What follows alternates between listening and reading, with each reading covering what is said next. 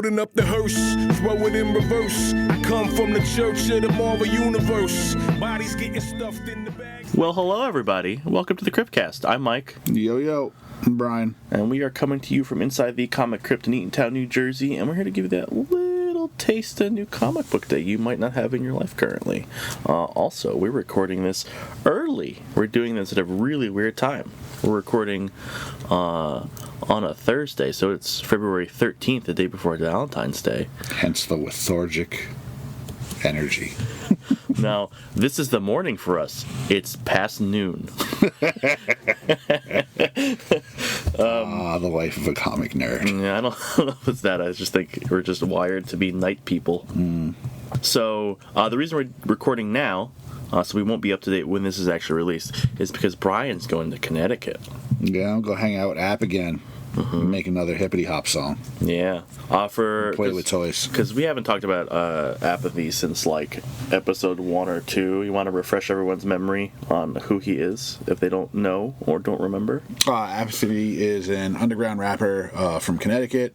He's been in the game for many years, and although a lot of people have slept on his greatness. He's been a solo act for years. He was part of the Demigods. He was part of Army of the Pharaohs. Just lots of projects, lots of albums. You should go check it out. And he's also the guy singing our intro song. Eventually we will have some kind of video to post on the YouTube channel too. Okay. I'm not learning how to edit video. You can find someone else for that. Yeah. Well, we're heading up again.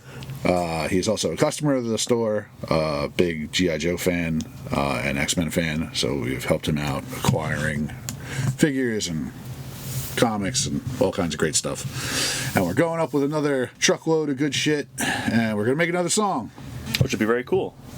We're very excited to see how that turns out. So that's why we're not talking about new stuff from this week when this is released.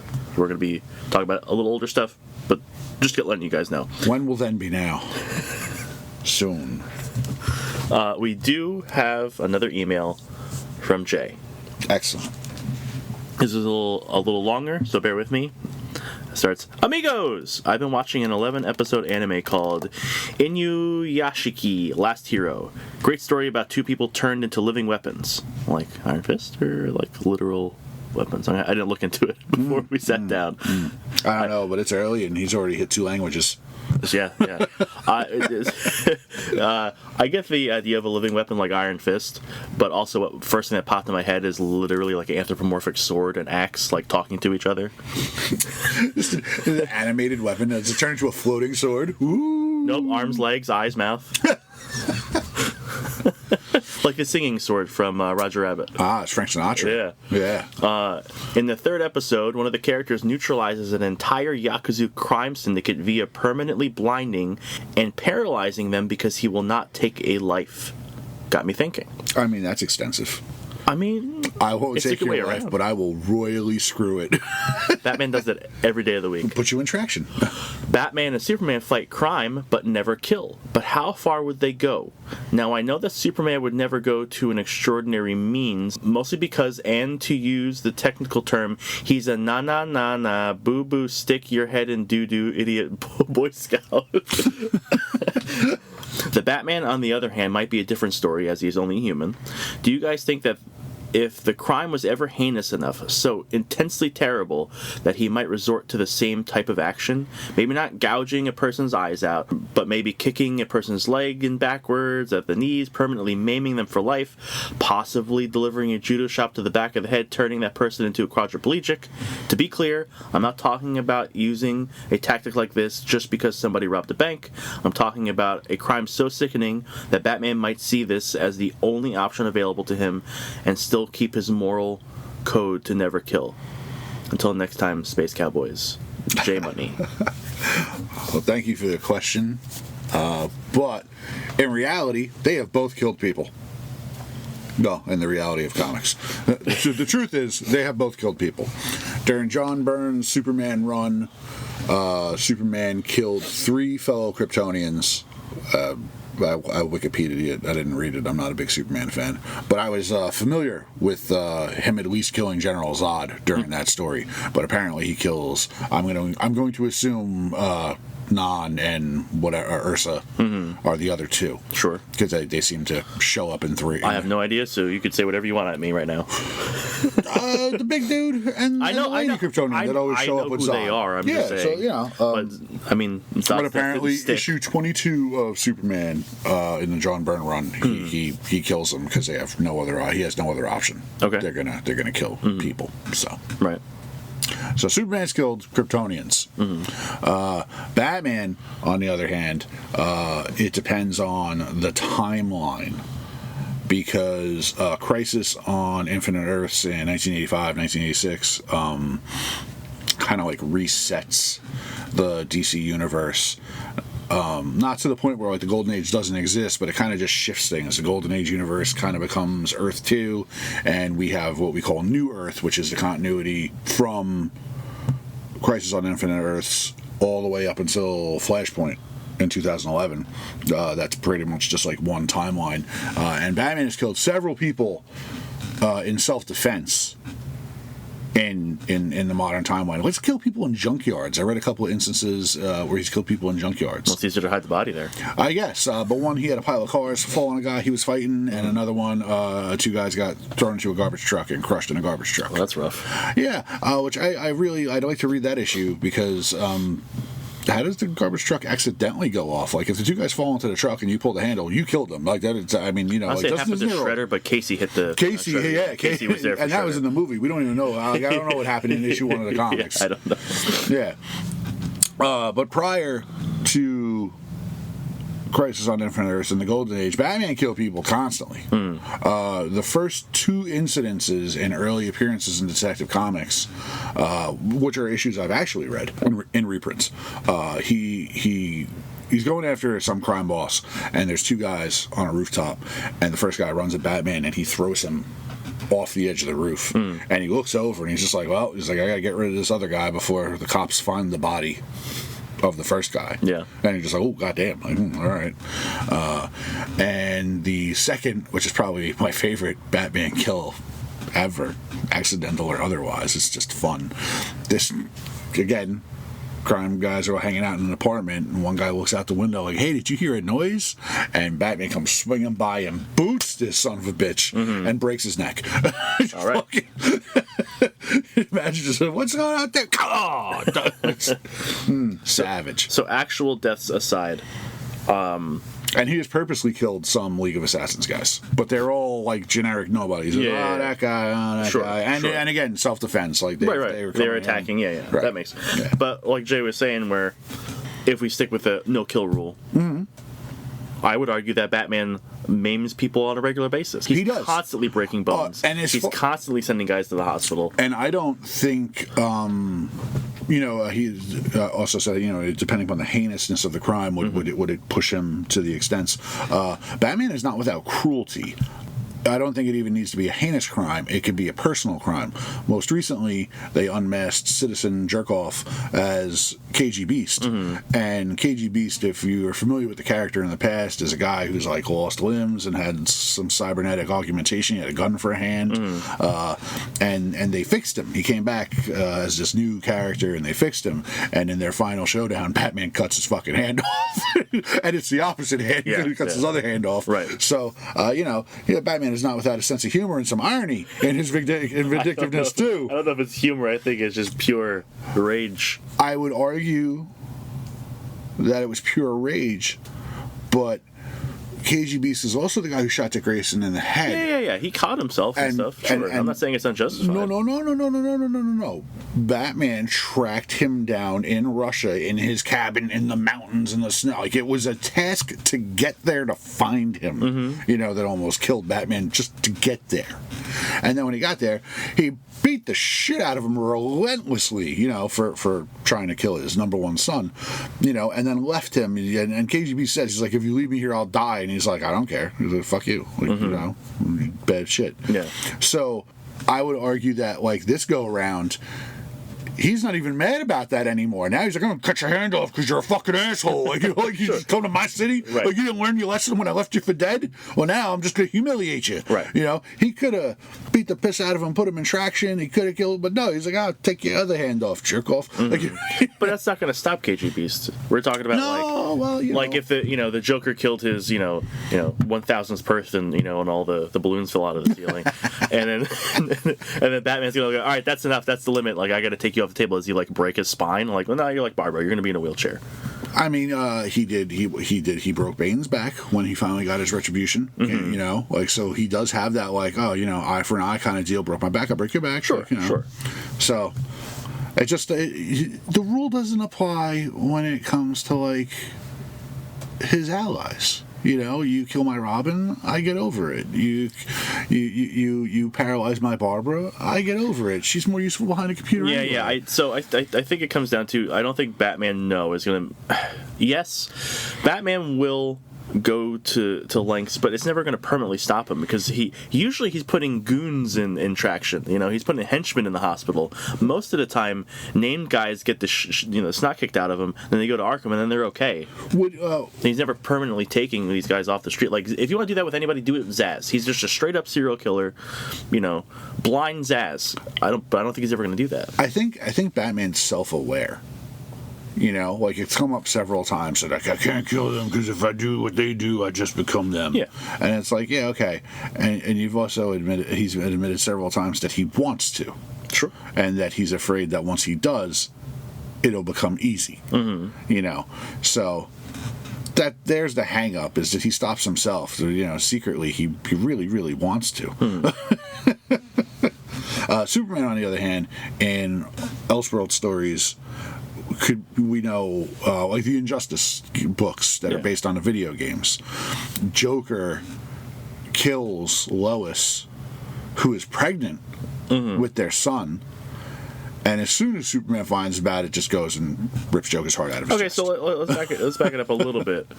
Do you think Superman would ever take that step to be like, I'm not going to kill you, but I'm gonna maim you in a way that'll take you off the table permanently? No. Not our Superman, not our current day Superman. I think it would have to be like another thing, like the John Byrne run, where it's like, all right, some real big bad. But again, it's not killing them. It is doing something to them in a way that handicaps them, and they can never do it again. No, I still think that it would take a horrific thing, So, case in point, right? We're talking about Injustice, where Joker kills Lois and his unborn son, and he goes and kills the Joker. Okay, reasonable enough. I can't remember the title. The Jim Lee Jeff Loeb run that happened right after Hush. He's out in space with Green Lantern, and a weapon of mass destruction goes off in Metropolis, and basically what it does is it teleports half Metropolis to the Phantom Zone. Mm-hmm. But when Superman gets back, he just sees that half Metropolis is gone, and of course it's the half that has the Daily Planet, right? So and all Lois his friends is gone, in it, and Jimmy's gone, and Perry's gone, and whatever. He doesn't go on his kill crazy rampage. I mean, maybe he doesn't because he doesn't have a target to go after, but that's the story arc where he goes and starts having conversations with a priest, because he's learned about Kryptonian religion through the Fortress of Solitude, but no one's ever showed him how to practice it or have faith. Right. So he starts talking to the priest about having faith and his failure and not being there and stuff like that. So Superman's a guy who's going to beat himself up before he beats somebody else up. He's going to be super. I don't know. I don't want to say understanding, but forgiving. It's part of Superman's benevolence. Yeah, sure, I guess so. And again, it's not forgiveness is the wrong word too. He's not vindictive. He doesn't have that. Yeah. I can't think of the specific word that I'm trying to get at right now, but he's not going to unduly punish you. He's not retaliatory. He's not retaliatory. So, but I do feel like there are characters that Darkseid shows up and he's like, I'm gonna fucking destroy the planet or enslave it or whatever, and and Soup's like, finally someone I can just literally beat the shit out of. You know? Yeah. Guys like Mongol who are like, yes, my whole deal is a gladiatorial planet to enslave people and make people fight for sport. And he always becomes there are a few stories where he becomes like a Maximus, where he like takes the guys who are fighting and like leads them, because it's always under a red sun. He doesn't have powers, so then he has to become the inspirational character. But I don't really see Superman, like, it's got to be crazy personal. You got to kill Lois. You got to kill his son. Jonathan's got to die, or maybe Supergirl, or shit, maybe even fucking Krypto. I think I'd rather see him kill somebody over Krypto. Because like Lois, he got here. Jimmy, Perry, all here, and the other people, but like and Kara was older than him and left the planet. And he was a baby, so he doesn't really have like yes, it's family, but he doesn't really have like connection. Like, that was always his dog. Yeah. Even as a baby, that was his dog. Yeah. So it's like, nah, man, like, fucking hurt my dog, I'll kill your ass. I think that would be the way I would accept Superman killing people. Mm-hmm. Like, fucking my dog. So Jay, I think the short answer is no, nothing from Superman, and I still believe Batman does that every day of his life. Every day of his life. Maims everybody except like mainline characters, because you need them to be viable in the future. Yeah, but in continuity, in the past, they have both respectively killed persons. Yeah, I get it. Yeah. But we're talking about maiming. Very specific maiming. Yeah. I think the Bane thing, breaking his back, is in that line. But for him not to do anything to the Joker permanently is kind of like, why wouldn't you? Because he's secretly in love with him. They have that like stupid, weird, gonna do this forever thing. Like, I get it's Joker preying upon Batman's inability to kill anybody. The problem with their relationship is that Joker has grown and transformed since his inception, and Batman very much has not. I mean, Batman's like, I would say some, just not very much. Not to the extent. Yeah, and if anything, Batman's regressed. Batman had no problem carrying a gun originally. Batman shot the shit out of Nazis. There's, Batman 15. He's sitting on a sand dune with a Gatling gun. Robin's feeding bullets into it. They're shooting Jerry's. It don't matter. That's propaganda, though. Yeah. Nazis aren't people. No, I mean, but it's literally like, hey, the war's going on, and Batman's gonna fight the fight. Right, but the fact of the matter is, who the hell is that gun pointed at? That gun is pointed at human beings. Mm-hmm. Right. Yeah. So, Batman's from America. Sure. I'm not arguing that. I'm just saying, the more modernized Batman's become, we have made his fight against crime harder by taking away the killing and giving him that moral ground where he's just like, I don't know guns, no killing. Yeah, it makes it more interesting, though. Yeah, it does make it more interesting. But Joker, like, as more confined and restricted Batman's become, we have just taken the fucking reins off of Joker, and he's just mass murdering everyone. This guy was a crime boss. Yeah. He was a crime boss with a gimmick. Now he is this mass murdering sociopath who gets off on it. Sure. Like the more that time grows and the separation between them like gets more vast, it's like, come on, asshole, just kill him. What the fuck's wrong with you? Right. There's nobody, the biggest Batman fan, which I would consider myself one of, can't look at the books objectively and be like, no, of course Batman doesn't do. No, it's long overdue. He should have done it a long time, or at least turned a blind eye. Paid someone, just go. It's billionaire Bruce Wayne. He used to be millionaire, but now he's billionaire, and he's got like these connections with certain scum-sucking people now over the time where they've like had developed relationships. There is no reason Bruce Wayne has not paid Floyd Lawton and said, listen, Deadshot, here's $1 million. Just go put a couple bullets in the clown's face. And Deadshot hates the crazies anyway, because they've ruined contract kills for him. I can't argue with the fact that he should have done it, but he's not going to, and he never will. Or someone on the behest, like have like Catwoman, give Deadshot a diamond and be like, here, just go kill that guy for He can't live with that, though. Who can't live with that? Bruce. Well, he doesn't have a choice to live with. What does Bruce do if he finds out Deadshot killed the Joker? He goes and takes out Deadshot. Not kills him, but like puts him away. And does what? They put him away, and he's on Suicide Squad for the 15th time. Well, I think Floyd will get over it. Yes, everything is very cyclical. I'm just saying, Bruce can't have anything to do with it being incited because of him. Otherwise, he will be racked with guilt, and he's mentally ill enough he can't handle it. Oh, we'll never find out. Catwoman does it because she loves him. So I don't want him to live like that. Mm-hmm. You know? Yeah, but then it'll come out, and because secrets can't stay, and he'll be like, "Oh, why?" And he'll still blame himself. He won't blame himself. All the kids could chip in for Christmas. All right, Jason and Dick and Daddy, Sam. Daddy, we got you a dead clown. Yeah, we got you a dead clown for your birthday. So, like I said, our books are going to be a little behind, but what are you reading that you've liked from the past couple weeks? I can't even remember what I've been reading because I've been reading so much lately. It's ridiculous. That's a good thing. It's a good thing, but like, man, I got to keep a pen and pad next to me when I write now because it's getting over. Yeah. Notes. Throw it in your notes on your phone. Yeah. I'm happy that I'm tearing through books and I can't even say keeping up, but tearing through books. I mean, this week in particular, of course, the big book is One World Under Doom. Yeah, I like that. Which I just got done reading before we started recording because I just passed out last night, didn't read shit. And Green Lantern Corps, which has just put me in a position where I want to go back and read Green Lantern stuff that I haven't read over the last couple of years. Well, let's start with Doom, and then we'll get into the implications of a Green Lantern. The problem with every time there's a story with Doom, it's like you side with Doom. Yeah, it's like, shit, Doom, you're right. Yep. God damn it. Yeah.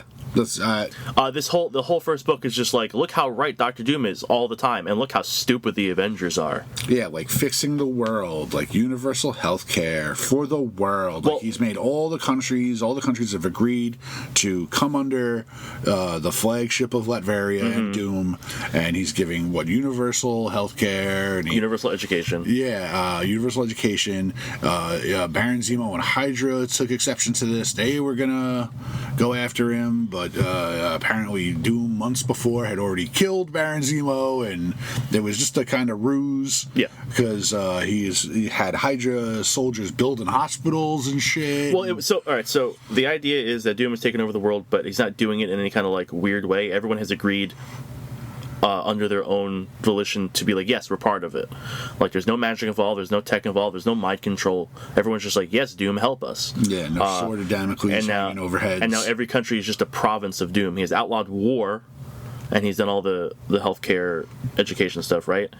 And then he tries to repurpose Hydra and other Nazi groups into being helpful by replacing Zemo with an LMD, or a Doombot, I'm sorry. Yeah. With a Doombot.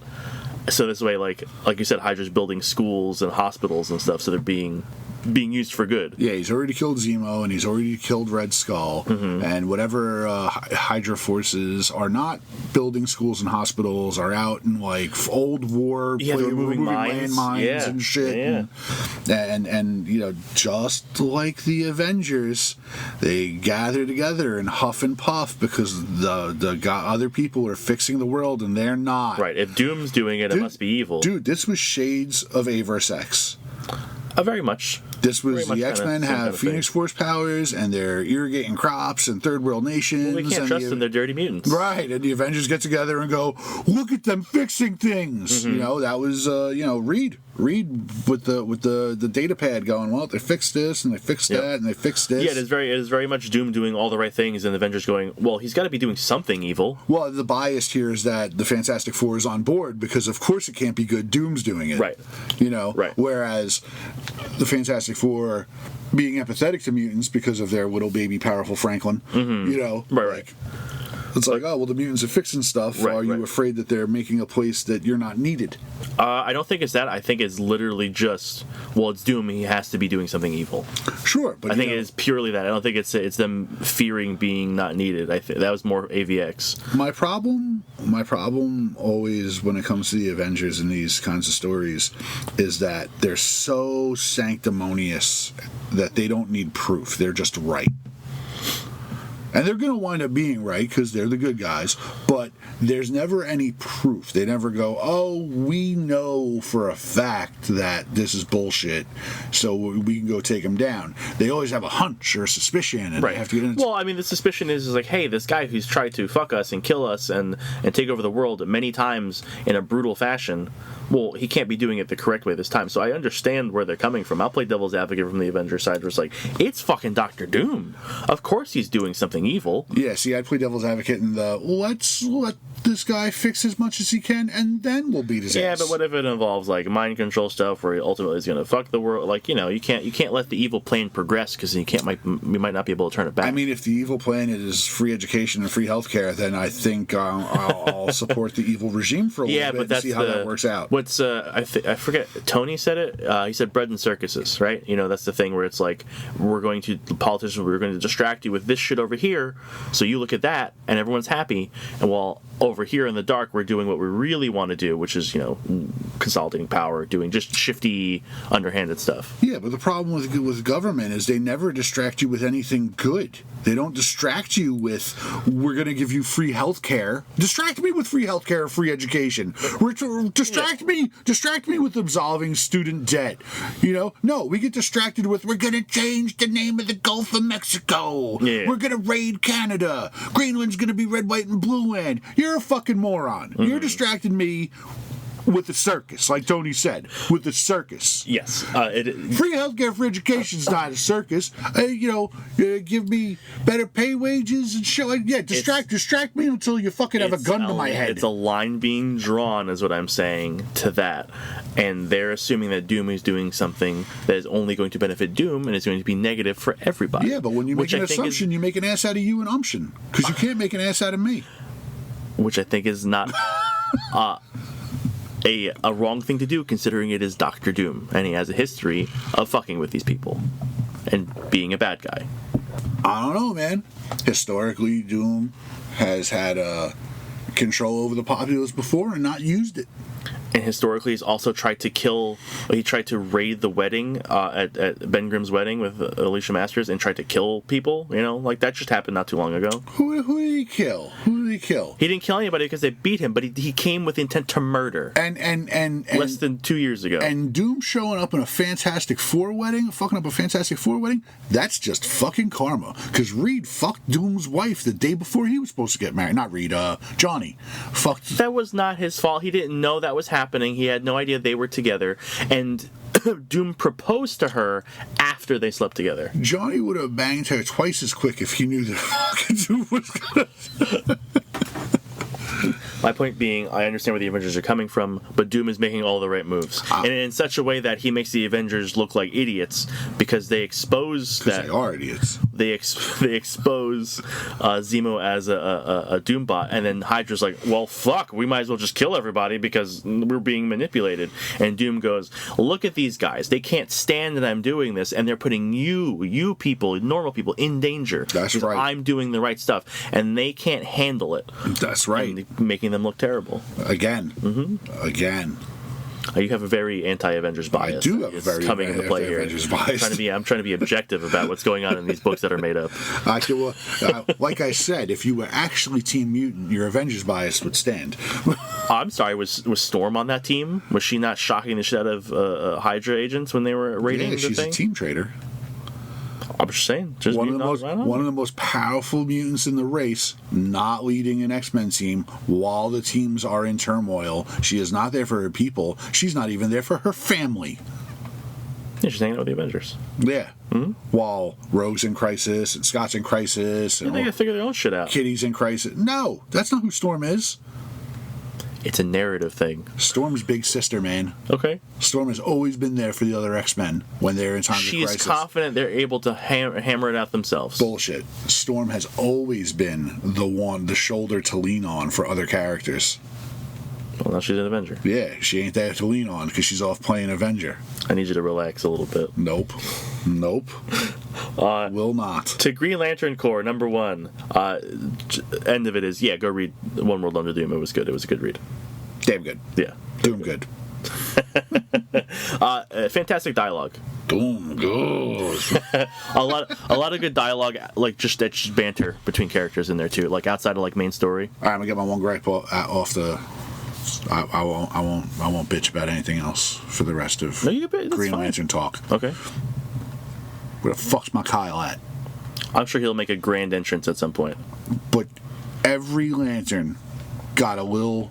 Except for Hal, because it's not a Hal book. Hal's got the main title. It's Hal book, and then everyone else in the other book. Right. Hal has the main title. Yeah, this is core with everyone else, and you got I don't even think Guy got much dialogue. Guy was in there, but he had some. He was in there. He had a whiner too. Mm-hmm. Was he like feeding a baby or something? Like a weird like water alien thing, like baby? exploded, and like he had a baby on the other side. Like Guy was even being like out of character, like super good guy, you know. But where the hell is my torchbearer? Where the hell's Kyle? I guarantee they're going to tap him for some larger mission. He's probably going to be leading the thing against Emo Lantern. But I mean, you know, you talk about a cock tease. You put him dead center of one of the like nicest variant covers for the book this week, and he's not even in it. He'll get there. It's covers. One of the covers actually tell you what's going on in the book. No, I know, but still.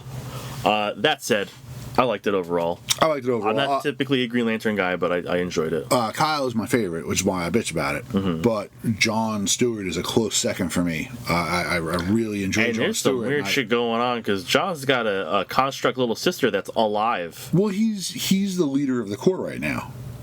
He's like, I know there's like Guardians there, but he's kind of like the drill sergeant. No. Yeah. No, Jess is leading the Corps. She is top. She's meeting out who's doing what, because she tells him, you're not going to do the Sorrow Lantern thing. You're going to go here and deal with that with Sinestro. By the way, Sinestro's a Green Lantern again. She's Salak. She's the director. Yeah. She's dispatch, but he's like field guy. They're all field guy. No. He's like field leader. He's like a Scot. All right. Yeah, that's fair. Yeah. Sure. Yeah. Calling shots in the field. Yes. Yeah, agreed. And he's coming off the cusp of the stuff where he was leading the entire Corps, and then something happened where he became crazy energy. Like I said, I don't read Green Lantern. But that's how he resurrected his sister when he had like godlike powers. I was talking to Ken Calfish about it a little bit. Yeah. And so the only problem I have with this book, besides no Kyle, is that I now want to go back and read what happened with John Stewart, because I did not read that volume of Green Lantern. I kind of stepped away from it. But you know, I am aware of the fact that he did become some god type guy. I was not aware he resurrected his sister. But to be clear, he did not resurrect the sister. No, he made a construct. He made a construct that is now like sentient. It's alive. It's his own thing. It's disconnected from him in any way. It is his own being, but she's still like a green construct. Yeah, which means, has crazy implications. Probably not going to age. I don't know. How does that work? Yeah, because you even have Teen Lantern there. Yeah, Teen Lantern is doing like tech stuff. Right. But Teen Lantern is there. She's counted amongst, and it'd be like interesting if they become friends, because they look like they're like the same age, and then like Teen Lantern ages. And then she doesn't. And the construct doesn't. It's like, why do I not become? I mean, you have struggles with that, right? Like you have the mind of like a 30-year-old and the body of like an 8-year-old, which like, well, that's rough. Well, yeah, you could make it a real like, you know, she could wind up going villain. You know, look at it as a Interview with a Vampire situation, right? Kirsten Dunst gets all pissed off because she can't fucking age. She'll never be a woman. You know. Well, I got Men in Black vibes when they walked onto Oa for the first time. It was just lanterns everywhere, and they were all like booking aliens and talking to different aliens. It was very much that. It was set up like a police station, like Men in Black kind of thing. Like Green Lantern always should be. It was very much that, because sometimes you see this idealistic version of Oa, and it's just like, okay, there's just lanterns everywhere. What are you guys actually doing? That's what I always wanted out of a Corps book. I always wanted pairings. I always wanted, not a squad car, but, you know, you get two cops in a patrol car. Yes, going out, and then, you know, Corps should be a book that highlights lanterns that we don't see too often. You got that for a while. There are enough of them. You got that for a while with Jess and Baz, where they were a definitive pairing, where it was like, you guys work together. Everyone else, they're so senior that they can, and it's like, nah, man, like give them all a buddy. You know. Yeah, make it a Jedi situation. Everyone's got a Padawan. You're all training a another lantern that's under you. Yeah, like, you know, like stick Kyle with John, And I know, Guy and Kyle are buddies, but I would much rather see Guy with Hal just ruining his life. Constantly reminding him that you're not better, you were just closer. Yeah.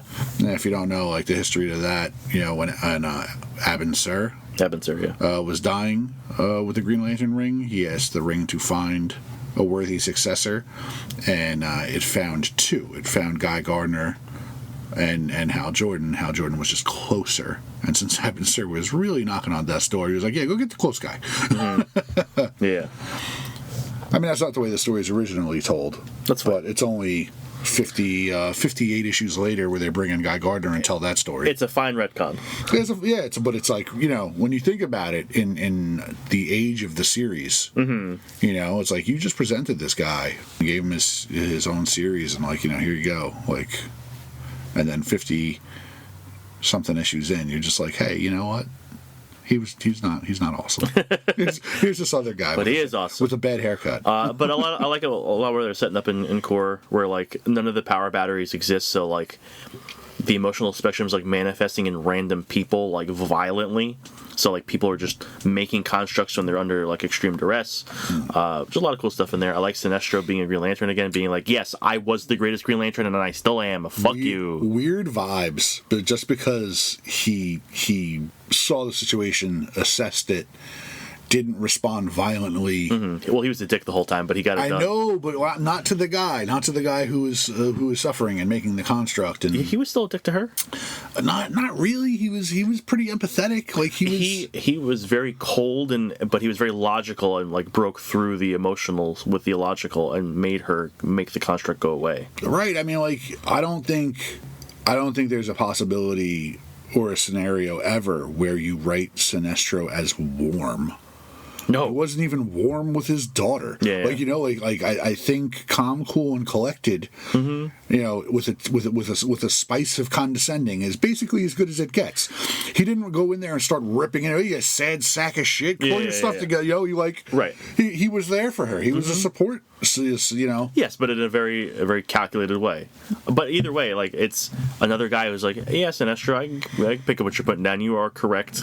You're doing the right thing in an unwarm way, but it still gets results. So, shit, you might be the best. Mm-hmm. You got results. Yeah. So everyone had a little cameo except Kyle. I like the structure of what's going on. They're setting up cool stuff with like trying to rebuild batteries and what it means to be a Lantern going forward.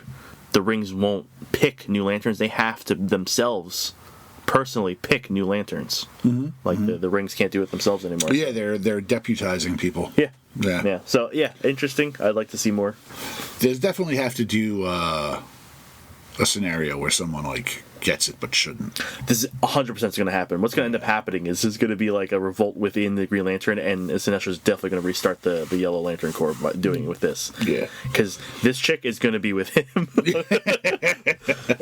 It's like, hey, that big yellow construct you made was pretty impressive. Mm-hmm. You want to go scare the shit out of some people? Right. So that was good. Also, a couple other number ones. I read Eddie Brock Carnage #1. I'm sorry. I will reiterate, I am not a symbiote guy. I'm not a Venom guy. I don't like Carnage. I don't like any of that. But I'm keeping... you clearly did not grow up in the 90s. I did grow up in the 90s. So...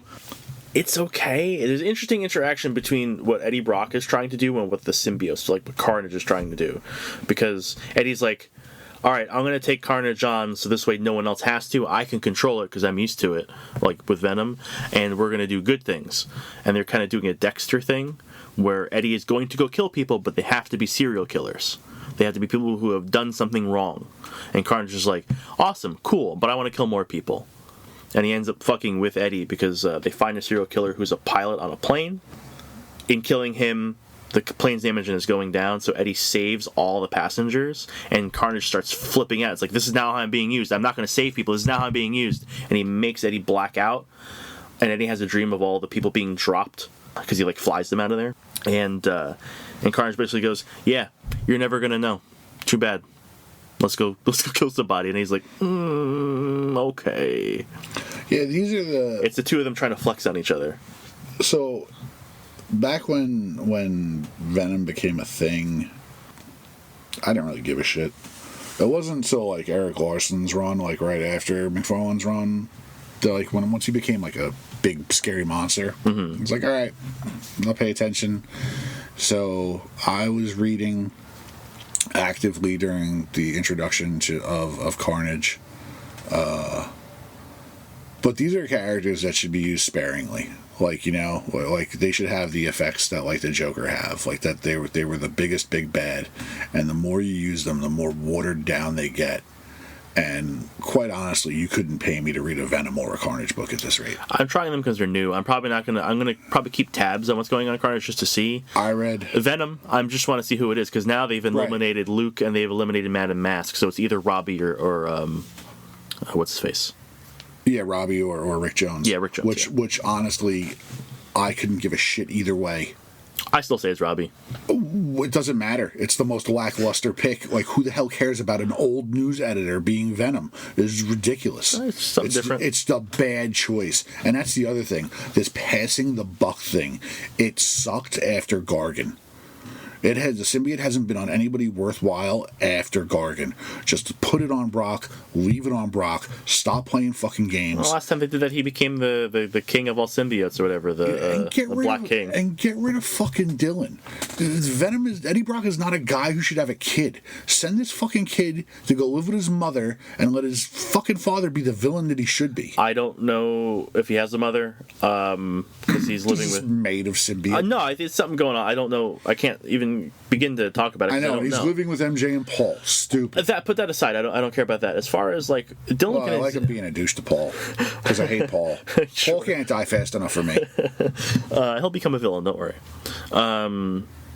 Where was I going? Oh, Dylan. I don't care that Dylan exists. That's fine. You can give some of these people kids. There was an interesting interaction in this issue. We can't give Pete a goddamn kid, but we're gonna give Normie's gonna exist, and he's gonna get a That's how you fix it. You give everyone around him kids. It's just so goddamn dumb. Yes, and we're giving kids to fucking sociopaths.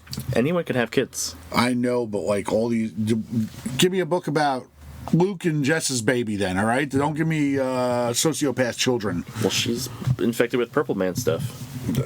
Last I remember. Yeah, right? So she will be a nut. She will be a villain. Well, like I was saying, there was an interesting interaction because Dylan finds Venom, like, attacking an AIM hideout, and they end up having a conversation. But it's not... Dylan's talking to the symbiote, and the symbiote's talking to Dylan. Right. And it's basically a father-son interaction. Like, the symbiote calls him son, not whoever's in it. Disgusting. It was an interesting conversation. I wasn't expecting it. I mean, I'm sure the dialogue is interesting and whatever, but it's old hat at this point. Like, the Venom does not have the effect that it used to have when he showed up in a story arc. It was like, oh shit, Venom's going to show up. And now he's got his own title. He shouldn't have his own title. Carnage should not have his own title. These are characters, they're villains. They shouldn't have their own titles. I mean, Venom's morphed into an anti-hero. It's the same thing as the Punisher. Well, now you put Eddie Brock in the Carnage fucking outfit and you're going to do the same thing. You're like, oh, he's going to be a sociopath anti-villain. You just call him Moon Knight then.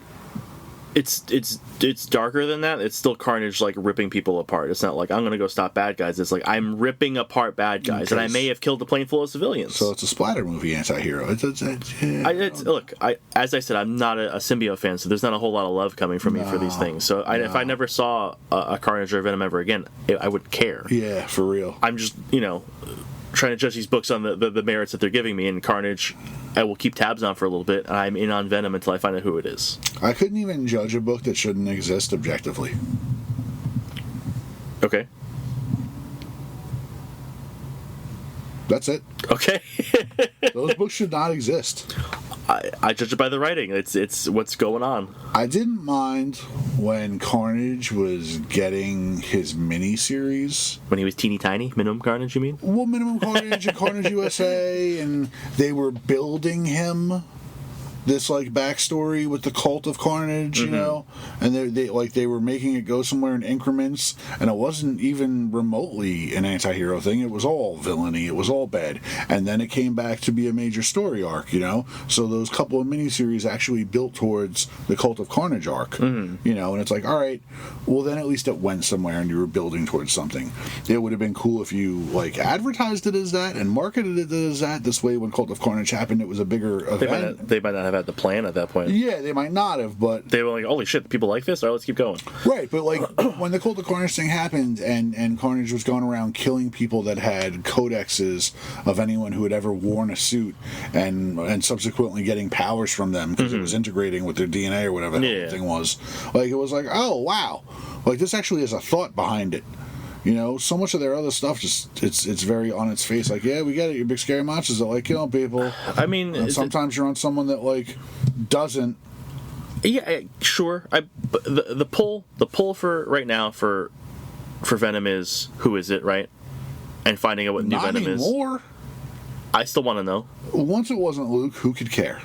I mean, that's initially why I jumped in, but now I want to know. Right. And the pull for Venom is, for Carnage is Dexter. Okay, but like the minute you find out that it's Robbie, you continue to read? No, I probably hop out. Right. Unless they get me invested somehow. I mean, how do you get invested in Robbie? Ewing is writing it, and it's decent writing. Has nothing to do with his writing ability. He's a good writer. Right. The subject matter sucks. How do you find out you like new characters? It's not a new character. No. That's not.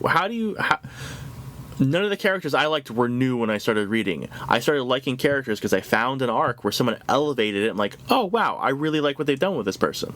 Yeah, I mean, I'm not going to become a Venom fan, but writing is what keeps me in. So if Ewing is going to write a good story, I will read it. I'm not going to just automatically like Venom now, but that's my point. I think there's things working against him in the fact that, like, at this point, I don't think there are good Venom stories. You don't know that.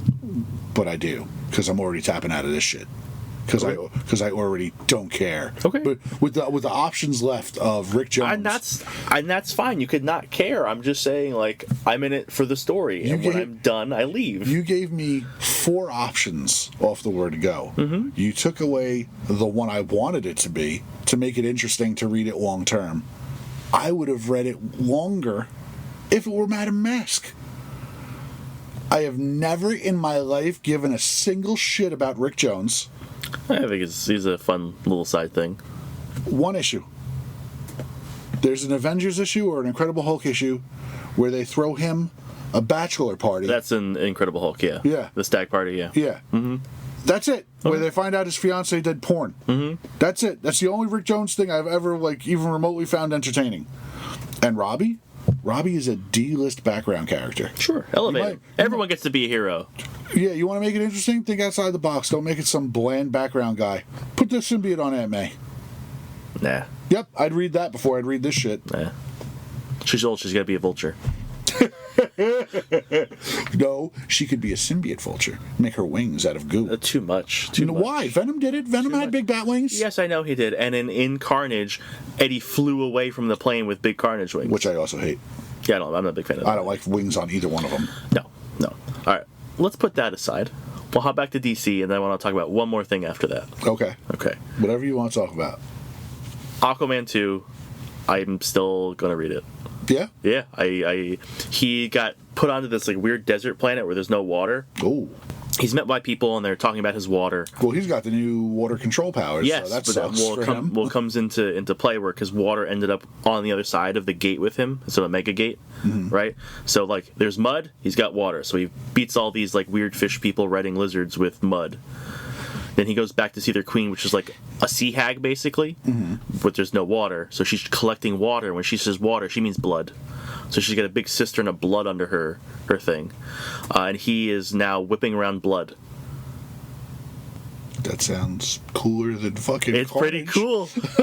But he meets some other Atlantean king that he saves. The witch was actually inhabiting the body of whatever, and apparently he is fulfilling some sort of like prophecy of the dark tide because he's wielding the blood. Well, isn't he always? Well, that's how it goes. You got to make your guy the most important guy. But here's the question. So the green exists, correct? Sure. In Aquaman, they reference the blue and the red. Are these things that previously existed to your knowledge?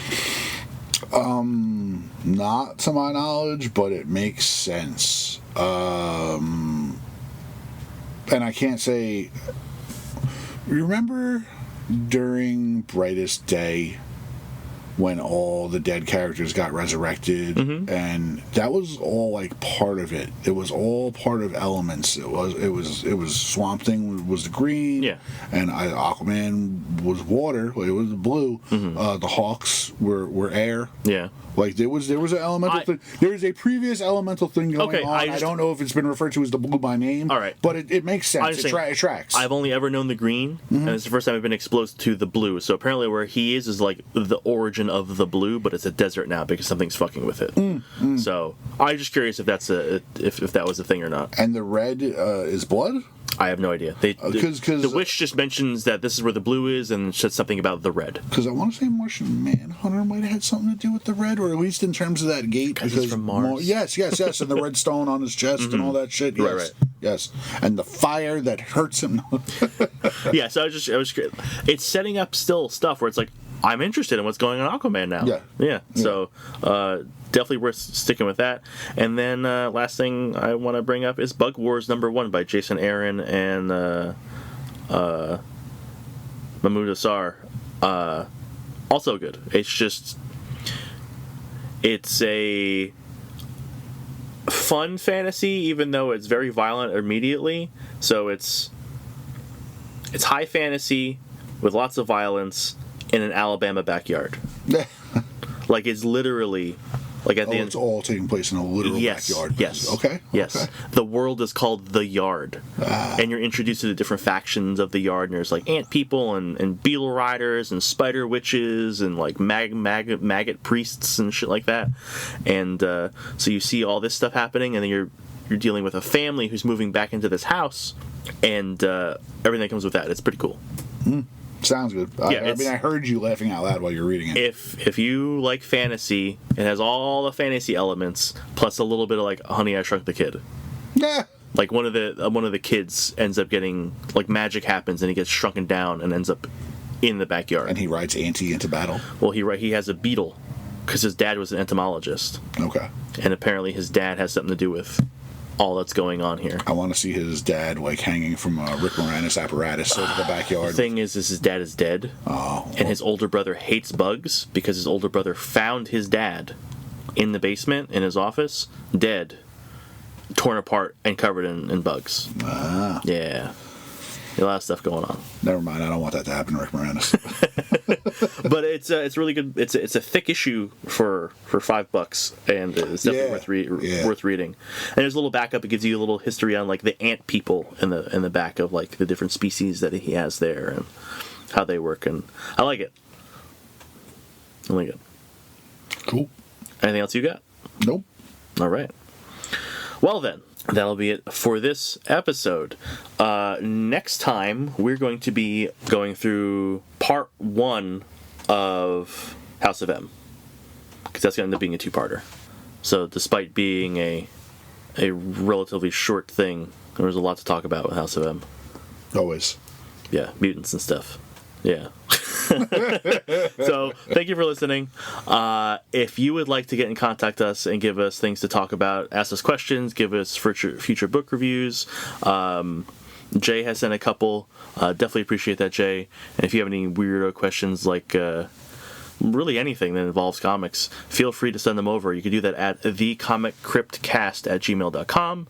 Don't forget that we are now on YouTube. If you want to... YouTube. No, YouTube. You can find us there by searching our handle, which is at theCryptcastNJ. You can follow us there. And you can also follow the store on Instagram and Facebook. You can see all the new stuff we have coming in every week. Toys, books, trades, things like that. Links for that will be in the show notes. And you got anything else you want to lay down there? Go read your books. Yeah.